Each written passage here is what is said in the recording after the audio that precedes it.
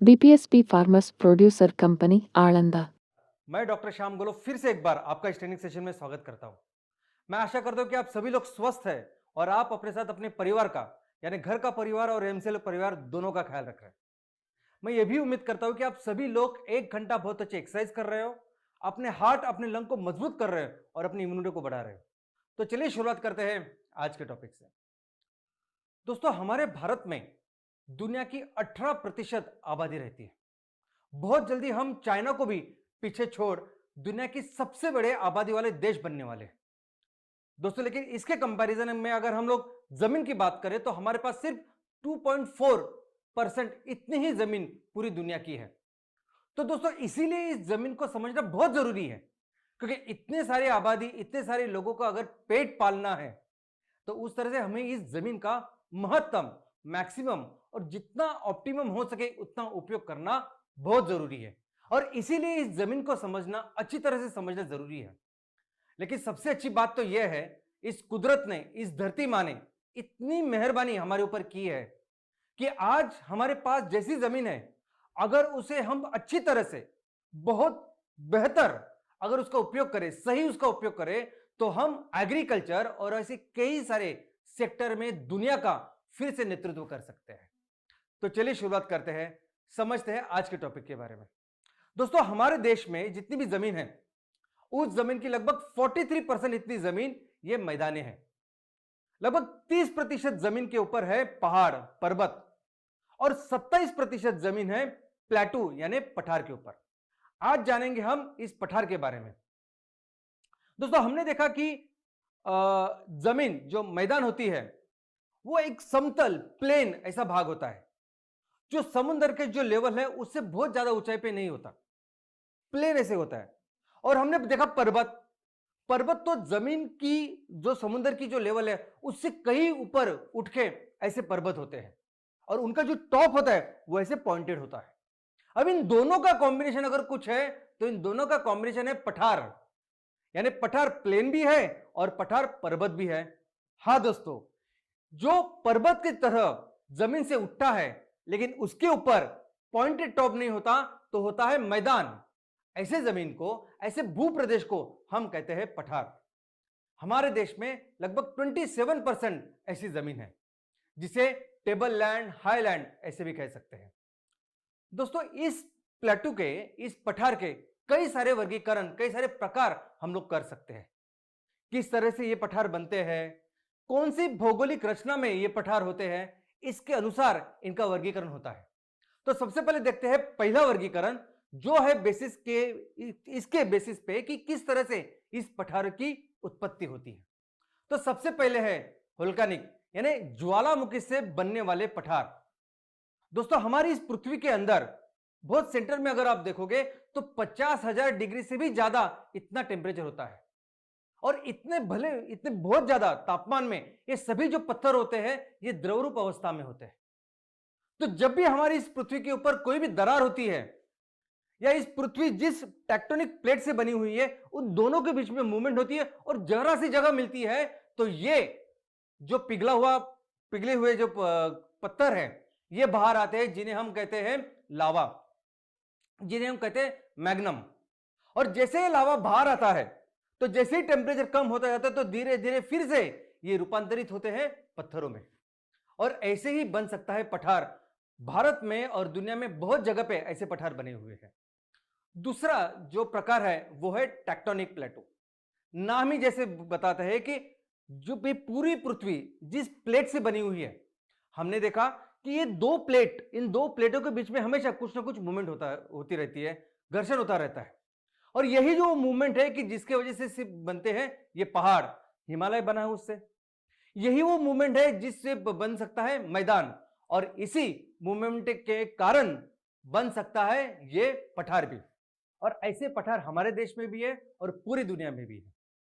तीसरा जो प्रकार है कि जिससे ये पठार बनते हैं वो है घर्षण। दोस्तों, हो सकता है कि बहुत सारे जगह पे ऐसे पर्वत हो और इस पर्वत को घिस घिस के इससे पठार बन सकते हैं। तो किससे घिस सकते हैं ये? तो ये नदियां हो सकती है, हिम नदी हो सकती है, हवा हो सकती है, और ऐसे घिसने की वजह से, घर्षण की वजह से भी पठार पूरी दुनिया में बने हैं। दोस्तों इसके अलावा एक ऐसा वर्गीकरण है कि आपका जो हम ये जो पठार है उसके आजू बाजू कैसी भौगोलिक परिस्थिति है उसके हिसाब से भी इस पठार का वर्गीकरण होता है। तो इसमें सबसे पहले आते हैं इंटर माउंटेन प्लेटू या इंटर माउंटेन पठार। अभी नाम ही सजेस्ट करता है, माउंटेन यानी पर्वत, इंटर यानी बीच में, तो दो पर्वत के बीच में जो पठार होता है उसे हम कह सकते हैं इंटर माउंटेन प्लेटू। हमारे देश में तिबेट एक ऐसा पठार है कि जो पर्वतों के बीच में बसा हुआ है। दूसरा है लावा प्लेटू, यानी ऐसा पठार कि जिसके आजू बाजू कहीं तो ज्वालामुखी का केंद्र है, उसे हम कहते हैं लावा प्लेटू या लावा का पठार। इसके अलावा ऐसा पठार जिसके एक बाजू पर्वत है और दूसरे बाजू पूरा मैदान है, इसे हम कहते हैं पीडमॉन्ट पठार। दोस्तों इसके अलावा और एक प्रकार है जिसका नाम है कॉन्टिनेंटल पठार। यह ऐसा पठार है कि जिसके आजू बाजू पूरी प्लेन समतल ऐसी जमीन होती है। तो एक तो वो जमीन हो सकती है, मैदान हो सकते हैं, नहीं तो ऐसा हो सकता है पूरा समंदर। दोस्तों हम तो आज वैसे भारत के पठारों के बारे में समझेंगे, डिस्कस करेंगे, लेकिन दुनिया में कुछ पठार इतने रोमांचक है, इतने जबरदस्त है कि इनके बारे में भी मुझे लगता है कि हम सबने थोड़ा थोड़ा समझना चाहिए। तो सबसे पहला सबसे जबरदस्त अगर कोई पठार है तो वो है तिबेट का पठार। दोस्तों पूरी दुनिया में इस धरती के ऊपर सबसे बड़ा, सबसे विशाल अगर कोई पठार है तो उसका नाम है तिबेट का पठार। दोस्तों इस तिबेट के पठार के जो रुंदी है वो चौड़ाई है 1000 किलोमीटर और जो लंबाई है वो 2500 किलोमीटर। इतना बड़ा विशाल ये तिबेट का पठार है। दोस्तों ये पठार बहुत सारे देशों में है, यानी इसका जो बड़ा सा पार्ट है वो चाइना में है, लेकिन तिबेट का पठार चाइना के साथ भारत में है, भारत के साथ भूटान में है, नेपाल में है, पाकिस्तान में भी है, उसके साथ किर्गिस्तान और ताजिकिस्तान, ऐसे सभी देशों में यह तिबेट का पठार है। दोस्तों तिबेट का पठार तो इतना विशाल है लेकिन बहुत ही ऊंचाई पे है। दोस्तों 5 किलोमीटर ऊंचाई के ऊपर ही पठार है, 5 किलोमीटर ऊंचाई पे। दुनिया का कोई भी पठार ये 5 किलोमीटर तो छोड़िए, इसके आधे भी अगर 2.5 किलोमीटर भी अगर हम लोग पकड़े तो उसके लेवल पे भी दुनिया का कोई पठार नहीं है। इतना बड़ा, इतना महान और विशाल ये तिबेट का पठार है। दोस्तों इसीलिए इस तिबेट के पठार को इस दुनिया का छप्पर बोलते हैं। ऐसा ही दूसरा एक रोमांचक पठार है जिसका नाम है अंटार्कटिक या पोलर पठार। दोस्तों ये पठार ऐसे है कि ये पूरी तरह से पूरे समय ये हमेशा बर्फ से आच्छादित रहता है। अगला जो पठार है उसका नाम है कटंगा पठार या कांगो का पठार। दोस्तों ये दुनिया में अपने कॉपर के डिपॉजिट्स के लिए जाना जाता है। दुनिया में जितने भी कॉपर इस मिनरल के डिपॉजिट्स हैं, उस सबसे ज्यादा डिपॉजिट्स इस कांगो पठार में है। दुनिया में जितनी भी इंडस्ट्री है जिनको कॉपर लगता है, वो सभी इंडस्ट्री, सभी इलेक्ट्रॉनिक्स इंडस्ट्री, सभी मोबाइल की इंडस्ट्रीज, वहां जो कॉपर जाता है वो इस पठार से जाता है। इसके अलावा और एक पठार है जिसका नाम है ईस्ट अफ्रीकन पठार, और वो इसलिए फेमस है कि इस पठार पे मिलता है सोना, इस पठार पे मिलते हैं हीरे। तो चलिए आगे बढ़ते हैं और हमारे देश के पठारों के बारे में जानते हैं। दोस्तों हमारे देश में ये जो पठार है ये किस तरह है, इसके किस तरह उसका अलग अलग वर्गीकरण है, ये समझने के पहले ये किस तरह से हमारा देश बना है ये समझना थोड़ा सा जरूरी है। मैं तो समझता हूं कि पूरा हमारा भारतीय उपखंड जो है वो एक पठार है। अगर आप इसकी रचना देखोगे तो भारत जब बना उसके पहले इस दुनिया पे सिर्फ 2 भूखंड थे। नॉर्थ उत्तर में एक था ऑरेशिया, जिसे लॉरेशिया भी कहते हैं, और नीचे साउथ में था गोंडवाना लैंड। तो हमारे भारत का ये जो उपखंड है, तो हमारे भारत के उपखंड के साथ ऑस्ट्रेलिया, अफ्रीका, ये सब एक भूखंड थे। तो उससे फिर ये भारत का टुकड़ा निकला, उपखंड निकला, और धीरे धीरे जाके पहुंचा वहां ऊपर यूरेशिया में। और जैसे ही यूरेशिया में पहुंचा तो हमें पता है कि जैसे वो जाके पहुंचा तो वहां हिमालय की निर्मित हो गई, और इस हिमालय से जो भी नदियां निकली, गंगा, ब्रह्मपुत्र और सिंधु, इन्होंने और इतने कई सारी उपनदी ने फिर ऊपर का जो हमारा नॉर्थ का पोर्शन है, उत्तर का पोर्शन है, उसको पूरी तरह से एक बहुत ही दुनिया का जबरदस्त फर्टाइल प्लेन ऐसे बनाया। लेकिन ये छोड़ के पूरा जो भारत है वो एक्चुअली एक पठार है। चलिए समझते हैं इसके बारे में। दोस्तों हमारे देश में जो सभी पठार है उनका दो चीजों में वर्गीकरण होता है। एक है मध्य भारत का पठार और दूसरा है पेनिनसुला का या दक्कन का पठार। और वो कौन सी लाइन है कि जिनसे ये दो चीजें अलग अलग होते हैं, तो ये लाइन है ये। दोस्तों ये लाइन यानी नदी है, ये नर्मदा नदी है कि जिसके वजह से ये पूरे अपने देश के जो पठार है, ये मध्य भारत के पठार और नीचे पेनिनसुला या डेक्कन के पठार, इन दोनों में इसका वर्गीकरण होता है। लेकिन नर्मदा नदी जब बहती है तो दोनों बाजू अपने पहाड़ों की श्रृंखला है उसके साथ बहती है। नर्मदा नदी के ऊपर नॉर्थ में होता है विंध्य पर्वत और नीचे साउथ में है सातपुड़ा पर्वत। तो नर्मदा नदी साथ में विंध्य पर्वत और सातपुड़ा पर्वत, ये दोनों चल के हमारे भारत के इस पठार को दो हिस्सों में डिवाइड करते हैं। तो चलिए पहले हम लोग समझते हैं हमारे मध्य भारत के पठार के बारे में। दोस्तों मध्य भारत के पठार का ये जो पूरा स्ट्रक्चर है ये कुछ ऐसा है। हम अगर पश्चिम से शुरुआत करेंगे और हम लोग पूर्व की तरफ जाएंगे तो इस तरह से इनकी रचना है। ऐसे समझे कि आप भारत की ओर देख रहे हैं, और मैं भारत की तरह खड़ा हूं, मैं भारत की ओर से आपको बता रहा हूं। तो ये जो मध्य भारत का पठार है, इसकी बाउंड्रीज अगर आप देखोगे तो इसके नॉर्थ वेस्ट में है अरावली पर्वत की श्रृंखला। दोस्तों एक अरावली पर्वत की श्रृंखला, नीचे है यही विंध्य पर्वत, नर्मदा और सातपुड़ा, ऊपर है हमारे गंगा और सिंधु का प्लेन, और ये जब पूर्व की तरफ जाता है तब पूर्व की तरफ एक छोटा नागपुर का पठार और आगे जाके शिलोंग का पठार इनसे मर्ज हो जाता है। तो ये पूरी जो बाउंड्री है ये हमारे मध्य भारत के पठार की बाउंड्री है। दोस्तों तो पहले शुरुआत करते हैं इस राजस्थान के पठार की, जिसका नाम है मेवाड़ का पठार। दोस्तों मेवाड़ का पठार ये हमारे राजस्थान इस राज्य में आता है। अरावली पर्वत श्रृंखला जो है उसको ही लग के ये पूरा पठार है। इस पठार को उदयपुर का भाग ऐसे भी समझता है या उदयपुर का प्रदेश ऐसा भी समझते हैं। दोस्तों ये पूरा इलाका और इसको लग के जो अरावली पर्वत है, ये अपना कोटा और मार्बल, इन बहुत इंपॉर्टेंट कंस्ट्रक्शन मटेरियल के लिए, मिनरल्स के लिए जाना जाता है। अगर आप इसकी ज्योग्राफी देखो तो पूरे मेवाड़ के पठार में नीचे दो नदियां बहती है, एक है साबरमती और दूसरी माही।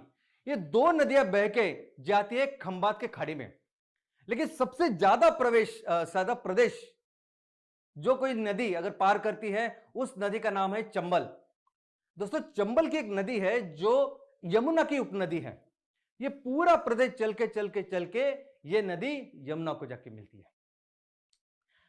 एक शब्द है जो मुझे लगता है कि हम सभी हमेशा कंफ्यूज होते हैं, हमेशा लगता है हमें कि ये दोनों शब्द एक है मारवाड़ और एक है मेवाड़। बहुत सारे लोगों को ऐसा लगता है कि मारवाड़ और मेवाड़ एक ही है, लेकिन दोस्तों वैसे नहीं है।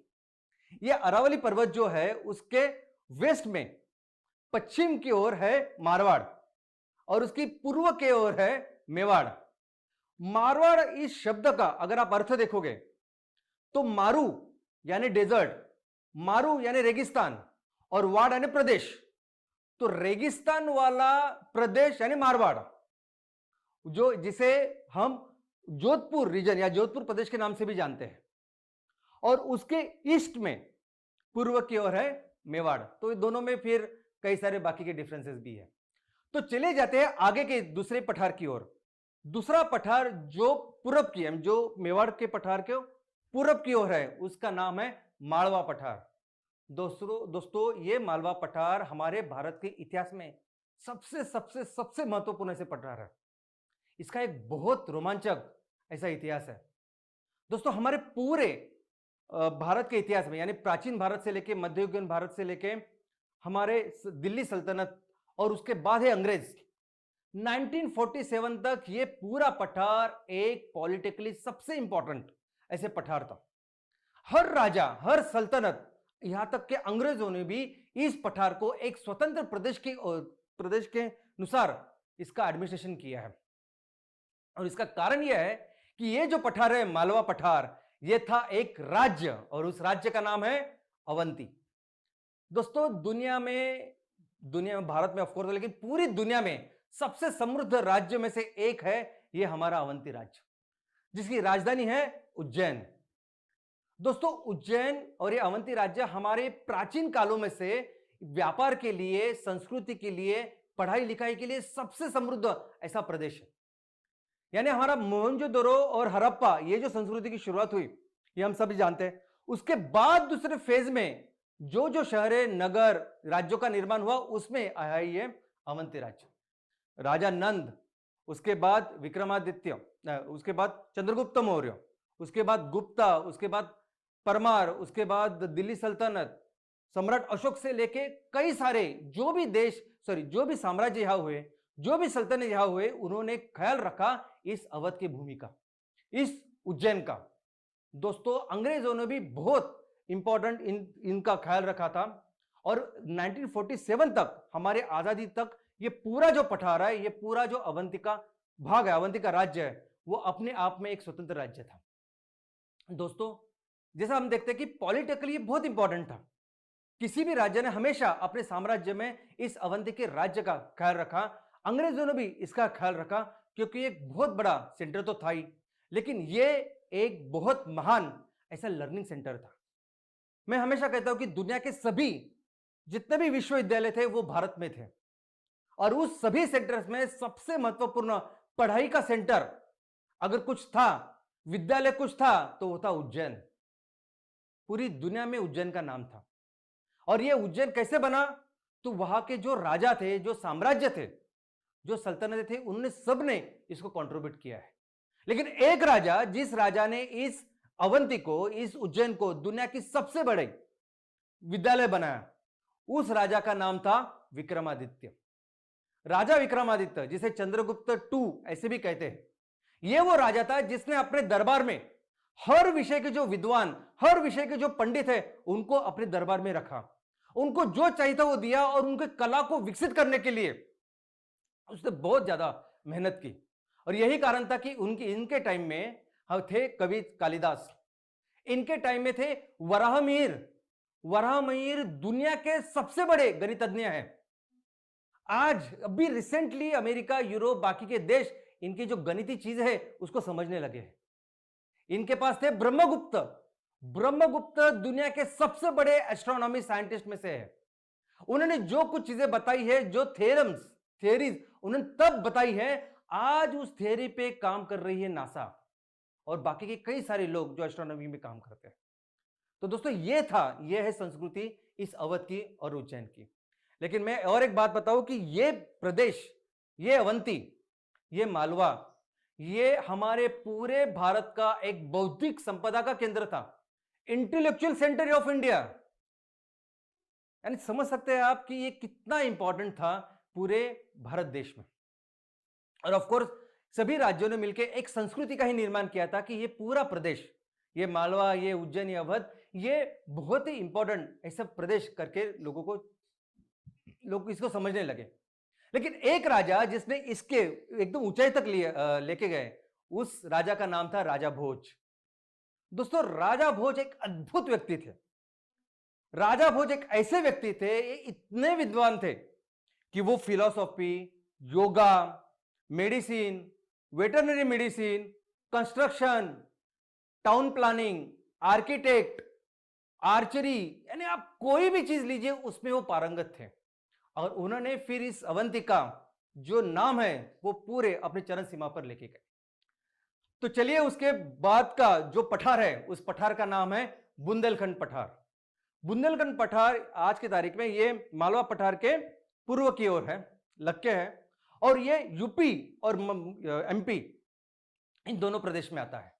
दोस्तों कई सारे लोग हैं, कई सारे महान हस्तियां हैं जो इस बुंदेलखंड से निकली है, जिन्हें ग्रेट बुंदेली ऐसे कहते हैं।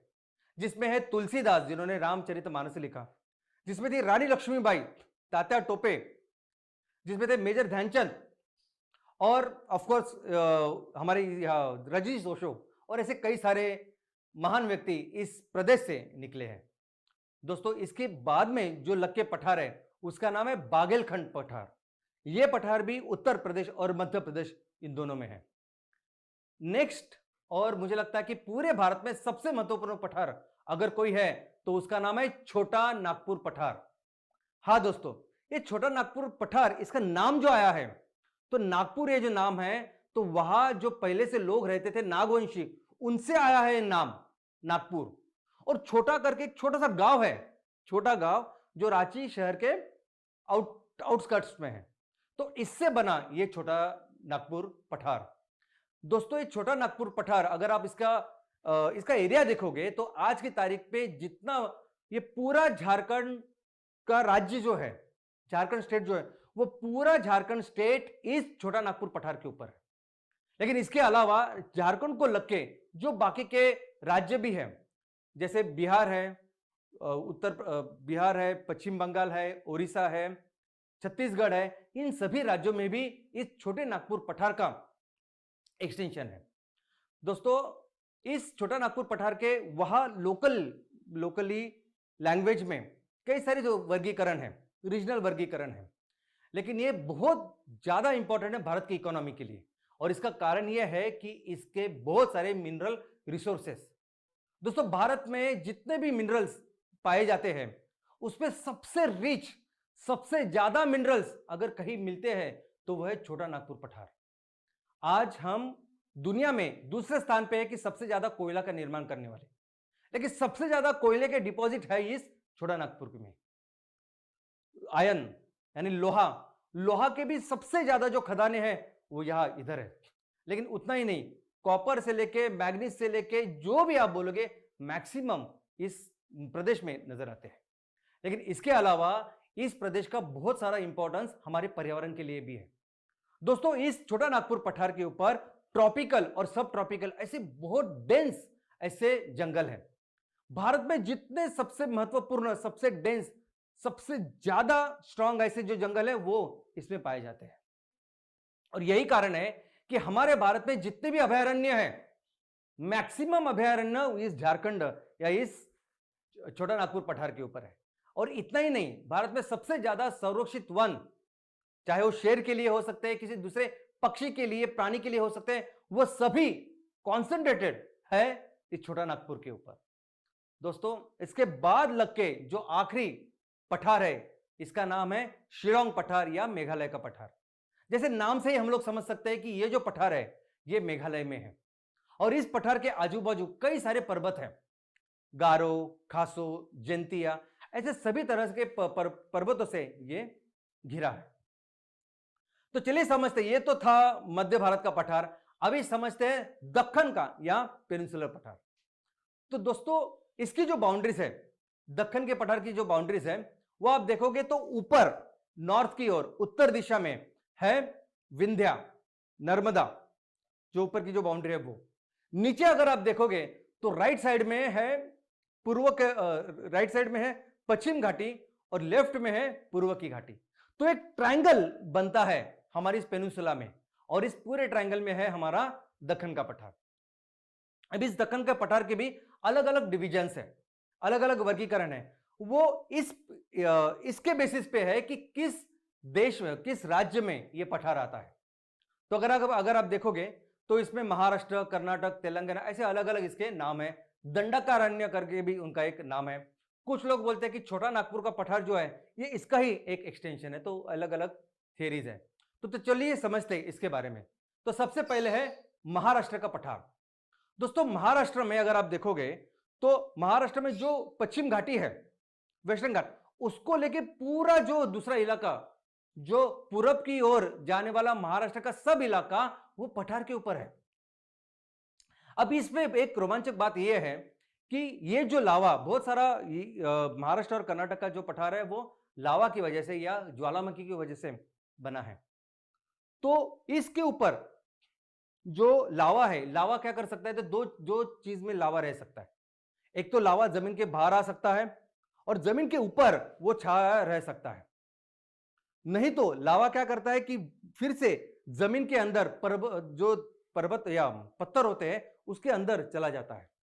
तो जब ये जमीन के ऊपर रहता है तो अब ये बहुत अच्छी उपजाऊ ऐसी मिट्टी तैयार करता है, जो मिट्टी ये आयरन, मैग्नीशियम इसमें बहुत रिच, फर्टाइल होती है।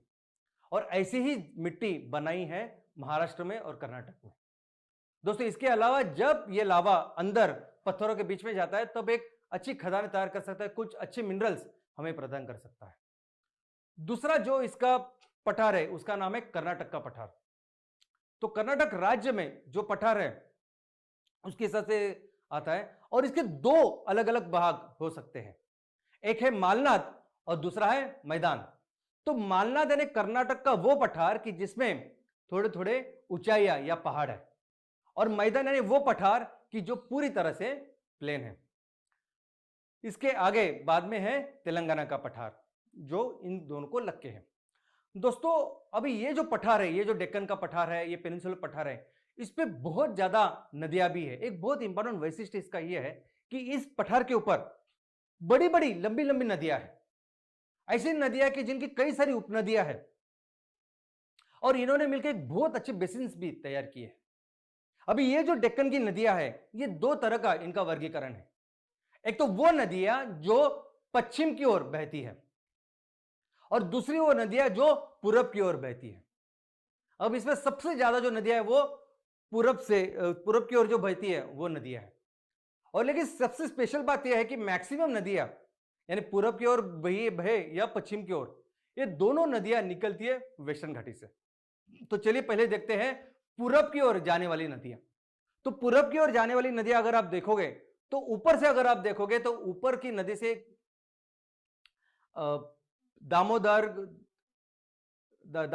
महानदी, गोदावरी, कृष्णा, कावेरी, पेल्लार, ऐसी कई सारी नदियों के नाम आपको दिखाई देंगे। ये सभी जो नदियां हैं, इन नदियों की बहुत सारे छोटी छोटी उपनदियां हैं, और ये जब आती है ये सभी जाके मिलती है बंगाल के उपसागर को।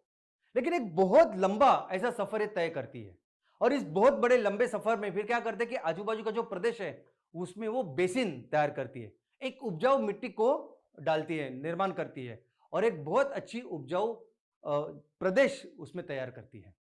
दोस्तों इसके अलावा अगर वेस्ट की तरफ यानी पश्चिम की ओर बहने वाली जो नदियां हैं, वो सभी नदियां निकलती है वेस्टर्न या पश्चिम की घाटी से और जाके मिलती है हमारे अरबी सागर को, अरेबियन सागर को, सॉरी। ये सभी नदियां अगर आप देखोगे तो उनका प्रदेश बहुत छोटा होता है, बहुत छोटी लेंथ के लिए ये सफर तय करती है। तो कोई भी नदियां इसमें, कोई भी नदी एक तो बड़ी नहीं है, किसी का भी बहुत बड़ा पठार या बेसिन नहीं है जितना बड़ा बेसिन इन पूरब की ओर जाने वाली नदियों का है। और अगर आप देखोगे तो अगर गुजरात से लेके नीचे केरला तक ये सभी जो नदियां है, छोटी छोटी नदियां घाटी से निकल के समुद्र के जाके मिलती है। बेसिन कम, मिट्टी कम, और ये इश्यूरी या खाड़ियां ज्यादा तैयार करती है। इस दक्कन का जो पठार है, इसका एक बहुत इंपॉर्टेंट वैशिष्ट्य ये भी है कि इसमें बहुत सारी संस्कृतियों के लोग रहते हैं, बहुत सारे ऐसे लोग रहते हैं जो अलग अलग बोली भाषा बोलते हैं। यानी अगर आप देखोगे तो महाराष्ट्र में जो मराठी बोलते हैं, ओडिशा में जो ओरिया बोलते हैं, इन दोनों भाषाओं दोनों जो भाषा है वो इंडो आर्यन ये जो भाषा है उससे आती है।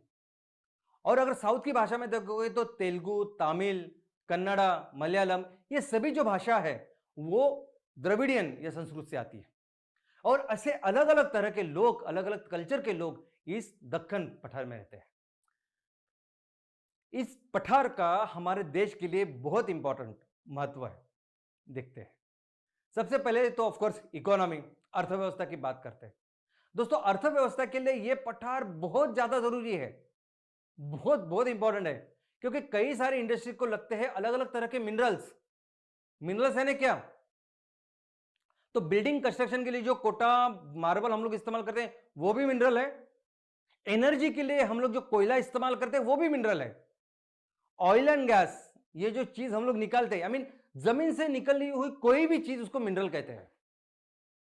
तो ये क्रूड ऑयल, गैस जितना भी हमें मिलता है वो भी उस मिनरल्स में आता है। और इसके अलावा ऑफकोर्स ऐसे मिनरल जिनसे फिर धातु बनते हैं, तो इस लोहा हो सकता है, कॉपर हो सकता है, मैग्नीज हो सकता है, ऐसे सब कुछ हो सकता है। ये सभी तरह के जो मिनरल है वो आते हैं, रहते हैं इस पठार के ऊपर। अभी देखिए ये हमारे मिनरल्स का भारत का नक्शा है। इसमें अगर आप देखोगे थोड़े से कुछ एक्सेप्शन छोड़ के पूरे मिनरल्स, सभी तरह के मिनरल्स, यानी ऑयल गैस से लेके पूरे इस धातु तक, कोयले तक, सभी तरह के मिनरल्स हमें मिलते हैं इन पठारों के ऊपर। दोस्तों, इसके लिए ये सभी जो प्रदेश है, ये सभी जो पठार है, ये माइनिंग इंडस्ट्री के लिए बहुत जाने जाते हैं। अपने देश के मैक्सिमम ऑलमोस्ट सभी तरह के जो माइंस है, वो यानी खदानें, वो इस पठार में दिखाई देती है। और कोल, दोस्तों कोल प्रोडक्शन में जैसा मैंने कहा कि हमारा देश पूरी दुनिया में कोयले के लिए दूसरे स्थान पे है। पूरी दुनिया में जितना भी कोयला बनता है, भारत दूसरे क्रमांक पे है। सबसे ज्यादा कोयला हम लोग बनाते हैं। नंबर 1 है चाइना, उसके बाद है हम। और ये कोयला बनाने की ये सभी खदानें मैक्सिमम इस जगह पे है, यानी सबसे ज्यादा मैक्सिमम अगर आप देखोगे तो झारखंड में है। ये झारखंड में बोकारो, रांची, रानीगंज, ये सभी ऐसे प्रदेश है, जगह है कि जहां बहुत बड़ी बड़ी खदानें हैं। आज भी हमें जितनी इलेक्ट्रिसिटी बिजली लगती है, भारत बिजली का इस्तेमाल करने में 6वें स्थान पे है। हमारे पास इतनी आबादी है, इतने लोग हैं। दोस्तों पूरी दुनिया में जितना भी कोयले का निर्माण होता है, भारत का दूसरा स्थान है। पूरी दुनिया में सबसे ज्यादा कोयला निर्माण करते हैं हम, चाइना के बाद। और ये कोयला कहां से आता है? तो कोयला आता है इन खदानों से, कोयला आता है इन पठारों से। सबसे ज्यादा कोयले की खदानें जो है वो इस झारखंड में है। झारखंड में बोकारो, रानीगंज, रांची, ये ऐसी प्लेसेस है कि जहां बहुत ज्यादा कोयले का निर्माण होता है। बहुत बड़ी बड़ी खदानें इसमें है। आज हमारे देश में जितनी भी बिजली का निर्माण हम लोग करते हैं, हम दुनिया के 6वें स्थान पे है कि सबसे ज्यादा बिजली का इस्तेमाल हम लोग करते हैं। इतनी आबादी हमारे पास है, लेकिन उसमें अगर आप देखोगे तो 55% से लेकर 60% जो बिजली हमें लगती है, वो आज भी हम लोग कोयले से तैयार करते हैं। तो ये सब कोयला, ये सब कुछ आता है इन पठारों की वजह से। दूसरे, जैसा मैंने बताया कि लोहा हो, मैग्नीज हो, कॉपर हो, या इनफैक्ट इवन आपका गोल्ड, सोना, आपने नाम सुना होगा कोलार गोल्ड फील्ड, या केजीएफ 1, केजीएफ 2, ये भी है कर्नाटक के उस पठार के ऊपर भी। दोस्तों इसके अलावा इन पठारों ने एक बहुत अच्छी उपजाऊ जमीन का निर्माण किया है। महाराष्ट्र, कर्नाटक में अगर आप देखोगे तो इस लावा की वजह से एक बहुत काली ऐसी मिट्टी तैयार हुई है कि जो अपने आयन, मैग्नीज में बहुत ज्यादा उसमें ये तत्व है, जिसकी वजह से ये पूरे उस प्रदेश में एक कॉटन सॉइल, यानी काली मिट्टी, जिसमें बहुत अच्छा कपास की निर्मित होती है, इस नाम से वो जानी जाती है। दोस्तों इसके अलावा जैसे हमने देखा कि दक्कन और बाकी के जगह में भी बहुत सारी नदियां हैं, और नदियां, उपनदियां हैं, और इन नदियों के ऊपर भी कई सारे ऐसे हाइड्रो इलेक्ट्रिसिटी, ऐसे प्रोजेक्ट्स हम लोगों ने तैयार किए हैं। हमें जितनी भी बिजली लगती है, 13% बिजली ये हाइड्रो इलेक्ट्रिक पावर से आती है। यानी दुनिया में सबसे ज्यादा हाइड्रो इलेक्ट्रिक पावर यूज करने वाले देशों में है भारत। और क्यों हमारे पास इतने सारे हाइड्रो प्रोजेक्ट्स हैं? क्योंकि हमारे पास भगवान ने कुदरत ने दिए हुए इतनी सारी नदियां हैं। तो इससे कई सारे प्रोजेक्ट है हमारे इस पठारों के ऊपर। इसके अलावा टूरिज्म, दोस्तों मैं कह सकता हूं कि भारत में ये इस पठारों की वजह से जो कुछ भू प्रदेश बने हैं, कुछ जो प्रदेश बने हैं, जो टूरिज्म स्पॉट्स बने हैं, वो पूरी दुनिया में कहीं नहीं है। कहां जाओगे आप? जब टूरिज्म के लिए जाते हो तो क्या है, आप जंगल देखोगे, पहाड़ देखोगे, बीच पे जाओगे, और क्या। लेकिन दोस्तों जिस तरह के प्रदेश हमारे भारत देश में है, जिस तरह के प्रदेश इन सारे पठारों के ऊपर है, अगर आप देखोगे तो पूरी दुनिया में ऐसे प्रदेश नहीं है, ऐसे स्पॉट्स नहीं है जो हम सभी ने जाके देखनी चाहिए, चाहे वो मध्य भारत हो, चाहे वो हमारा दक्कन का पठार। तो दोस्तों इसके अलावा ये पूरा जो प्रदेश है, जैसे मैंने कहा कि इसमें बहुत सारा एनवायरनमेंट को लेकर बहुत घने ऐसे जंगल है, बहुत उपजाऊ ऐसी सब प्रदेश है, और इसमें इसी की वजह से है हमारे बहुत जैव विविधता, बायोडायवर्सिटी। हर तरह के पशु, पक्षी, प्राणी, वनस्पति बहुत सारी इसमें नजर आती है। लेकिन दोस्तों अभी इतना सब कुछ कंट्रीब्यूशन करने के बाद आज हमारे ये जो इलाके हैं, जहां ये जहां प्लेटू, ये पठार नजर आते हैं, इन सारे प्रदेशों में बहुत सारे चैलेंजेस भी हैं, कुछ चुनौतियां हैं। चलो देखिए क्या। सबसे पहले मैं बताना चाहूंगा कि इन जमीनों में जितनी फर्टिलिटी है, जो उपजाऊपना है, वो उपजाऊपना उसकी जो कैपेसिटी है, वो बाकी के प्रदेशों से कम है।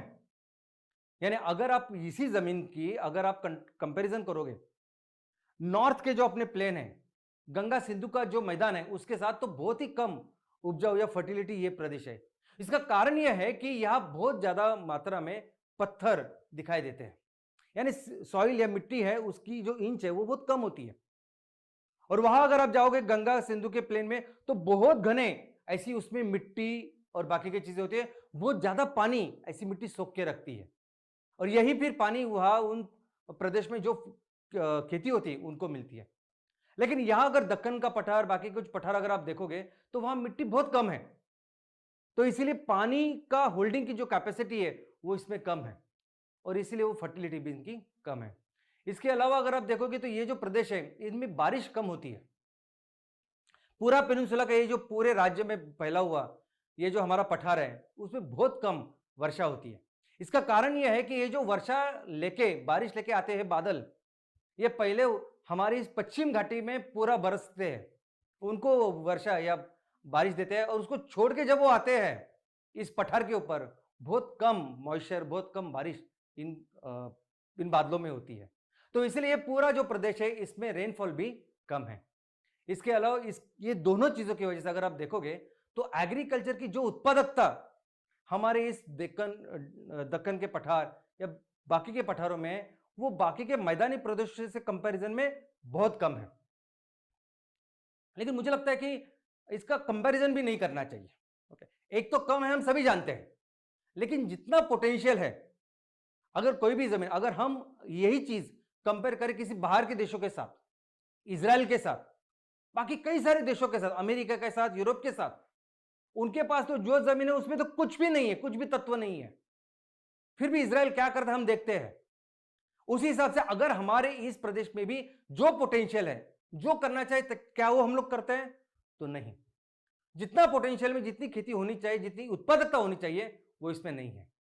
दोस्तों, इसके अलावा हमारे जो किसान हैं, उनकी होल्डिंग बहुत छोटी है, बहुत छोटे छोटे जमीन के टुकड़े इनके पास है, जिसकी वजह से कोई भी टेक्नोलॉजी, तंत्रज्ञान, कोई भी मशीनरी अगर इसमें काम करे हम लोग, तो नहीं कर सकते हैं। ये प्रॉब्लम है। और जिस तरह से पानी का व्यवस्थापन ये पूरे पेनिनसुलर और बाकी के रीजन में है, अगर आप देखोगे तो मैक्सिमम जो इरिगेशन है यहां, वो आता है इन कुएं से। मैक्सिमम कुएं दिखेंगे आपको, कुएं है या बोरवेल है।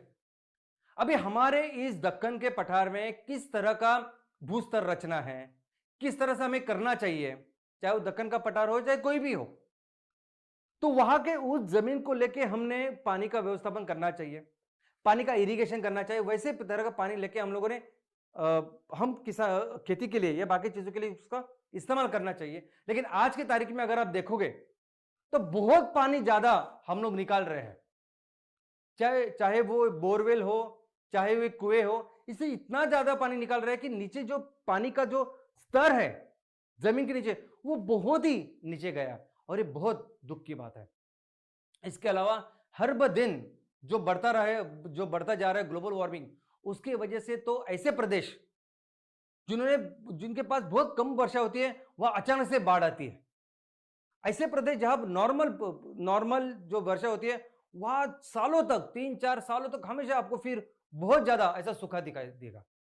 और इसकी वजह से जो टेबल के जमीन के अंदर में जो पानी है, वो भी बहुत कम कम होता जा रहा है।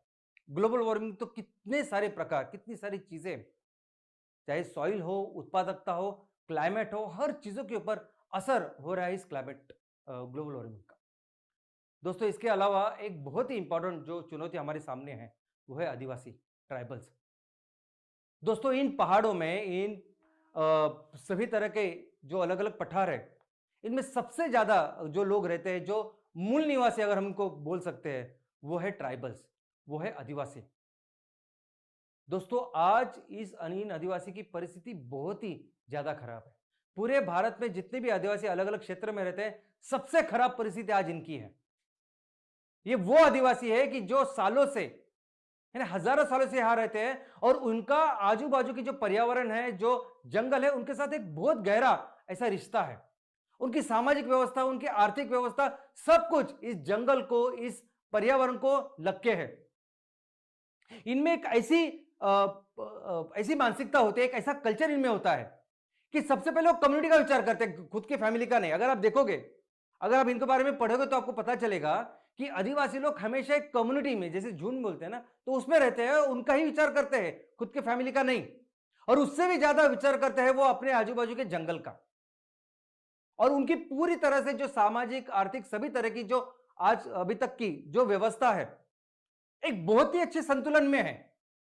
जिस पठार के ऊपर ये रहते हैं, जिस जंगलों में ये रहते हैं, उन जंगलों के साथ इनका एक बहुत अच्छा ऐसा सहजीवन है, बहुत सारे सालों से, हजारों सालों से। लेकिन हमने क्या किया है, ये जो उनका संतुलन है, ये उनकी जो ये प्रकृति की एक रचना जो बनी हुई है हजारों सालों से, उसको पूरी तरह से डिस्टर्ब, मैं तो डिस्टर्ब ही नहीं बोलूंगा, डिस्ट्रॉय करके रखी है। हमने ये पूरा जो, और ये आदिवासी जो लोग हैं, ट्राइबल्स हैं, ये बहुत ख्याल रखते हैं हमसे ज्यादा इन सभी परिस्थिति को, इन सभी ये जो प्राकृतिक इनका एक जो इकोसिस्टम है, एक संतुलन बना हुआ है, इस पूरी तरह से बर्बाद किया हम लोगों ने। और आज की तारीख में अगर आप देखोगे तो इस कोयल, सिर्फ कोयल का एक जो एग्जांपल है, आज हमारे देश में जितना भी कोयला तैयार होता है, कोयला निर्माण होता है, आपको पता है इस कोयले की खदानों की वजह से कितनी बड़ी हानि इन सभी पर्यावरण की, हमारे लोगों की, आदिवासी की, इन पठारों की हो रही है। यानी अगर कोई भी एक कोयले की खदान हो, कुछ किलोमीटर लंबी अगर वो हो, तो इसका मतलब यह नहीं कि सिर्फ उतना ही प्रदेश प्रभावित होता है। उस प्रदेश को लेकर कई सारे जीव जंतु, पर्यावरण, पशु पक्षी और ऑफकोर्स ये सभी लोग, ये सभी हमारे आदिवासी लोग, ट्राइबल्स लोग जो हजारों सालों से वहां रहते हैं, ये पूरी तरह से डिस्टर्ब होते हैं।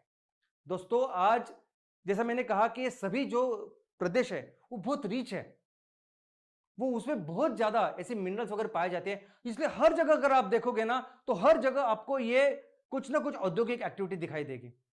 हाइड्रो इलेक्ट्रिक पावर हमने देखे, जहां जहां बहुत अच्छे खूबसूरत ऐसी जगह है, तो वहां हम लोग डैम बनाते हैं, फिर वो हाइड्रो इलेक्ट्रिक पावर बनाते हैं। और ऐसे इस पूरे प्रोसेस में ये जो वहां के जो लोग हैं, जिन्होंने अभी तक इनका ख्याल रखा है, इन लोगों को हम पूरी तरह से डिस्प्लेस कर रहे हैं। और आदमी की तो ऐसी नीयत है कि जमीन के नीचे कुछ भी मिलेगा, जैसे हम लोग देखते हैं ना, पत्थरों के लिए और सिंपल मिट्टी के लिए वो निकालता है, पूरा डिस्ट्रॉय करता है और उसको जाके बेचता है। लेकिन उसके वजह से हमने आज इस प्रदेश को बहुत ही नुकसान पहुंचाया है।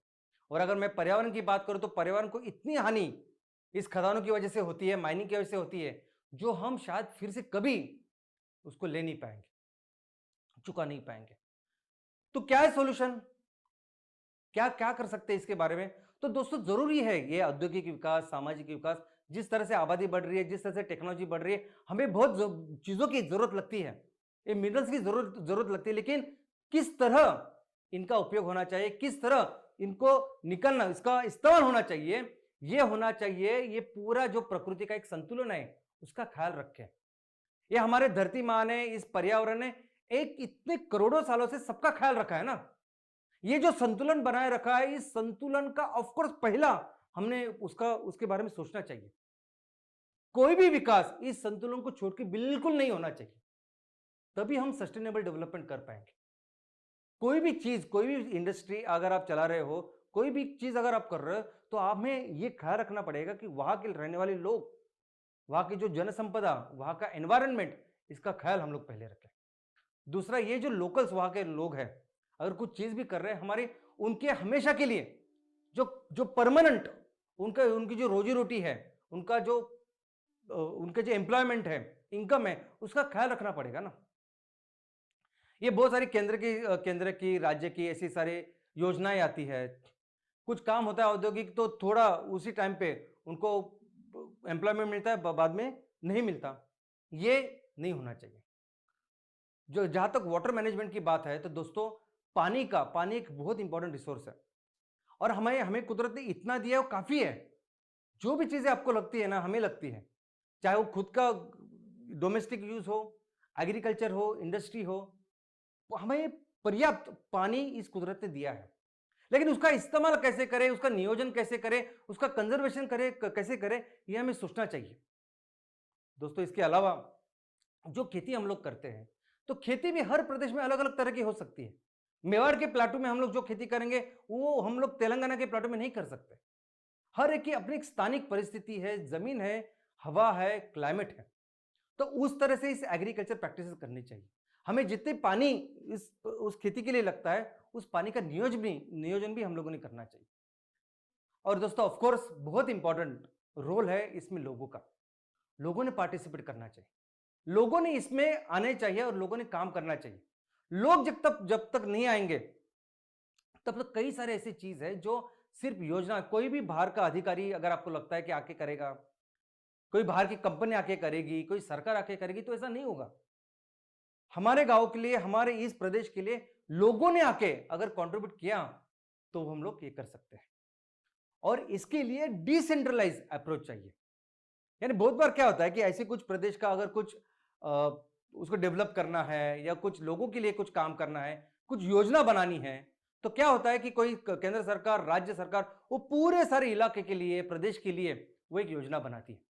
लेकिन दोस्तों इस अप्रोच के बजाय हमने डिसेंट्रलाइज अप्रोच करना चाहिए, क्योंकि हर जगह पे जो लोग रहते हैं, जो परिस्थिति होती है स्थानिक, वो अलग अलग हो सकती है।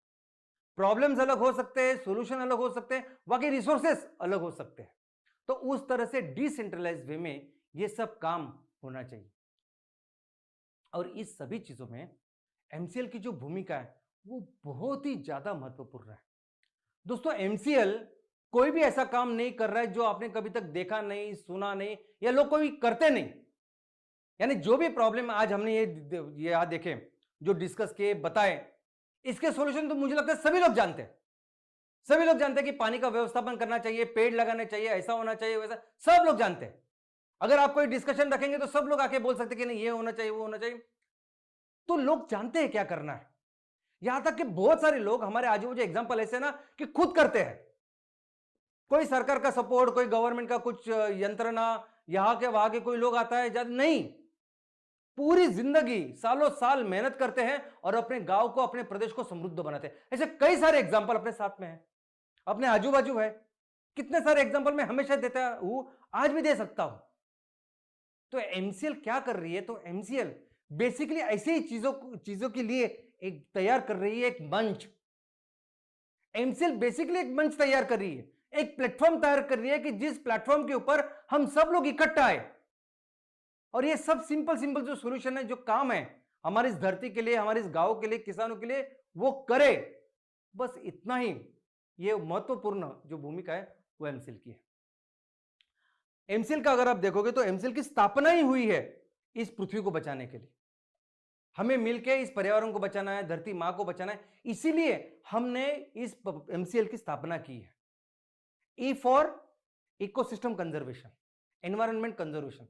लेकिन दूसरा और एक ई है जिसके लिए एमसीएल काम करती है, और वो ई है एम्पावरमेंट ऑफ मासेस। वो ई है एम्प्लॉयमेंट के लिए मूवमेंट। दोस्तों एमसीएल का ऐसा मानना है कि हर जो परिवार आज हमारे गांव में रहता है, हर परिवार को एक रिस्पेक्टेबल इनकम मिलना चाहिए।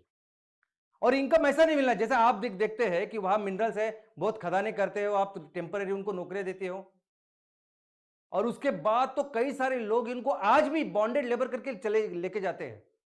हजारों साल से जो आदिवासी, जो ट्राइबल्स यहां इस जगह में रहते हैं, उनको कुछ 2000, 5000, 10,000 देके सालों साल भर शहरों में लेके जाके कंस्ट्रक्शन में काम करवाते हैं। ऐसा नहीं, हमें हर गांव में जो भी परिवार रहते हैं वहां की स्थानिक परिस्थिति में मिलके आप क्या कर सकते हैं।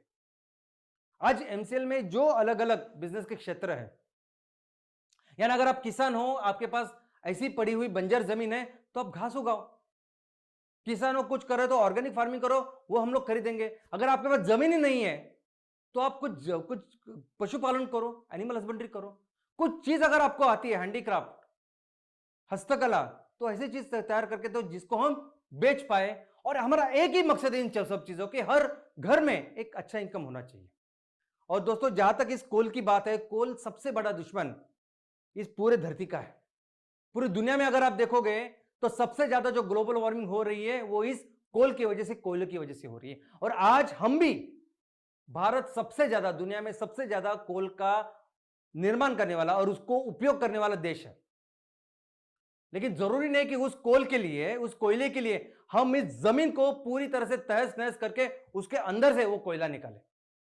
आज एमसीएल आप जो घास तैयार कर रहे हैं ना, ये नेपियर घास से हम लोग कुछ घंटों में हमारी इस फैक्ट्री में ऐसा कोल तैयार कर सकते हैं, ऐसा कोयला तैयार कर सकते हैं कि जो वैसे ही जलेगा जैसे नॉर्मल वो कोयला जलता है। उतनी ही कैलोरीफिक वैल्यू होगी और उससे कोई भी हानि किसी को भी नहीं होगी। तो फैक्ट्री में जितना चाहिए उतना कोयला हम लोग तैयार कर सकते हैं।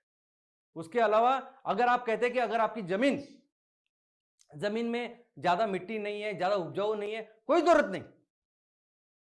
जिस घास का हम लोग निर्माण करने वाले, जिस घास की हम लोग खेती करने वाले, अगर उसके बारे में आप किसी भी एक्सपर्ट को पूछेंगे तो उसकी जो रूट सिस्टम है वो इतनी अच्छी होती है कि आप किसी भी जमीन पे, किसी भी निकृष्ट, किसी भी इनफर्टाइल जमीन में भी उसको उगा सकते हैं। ऐसी कोई भी जमीन नहीं हो सकती कि जिसमें हम लोग ये कर नहीं सकते।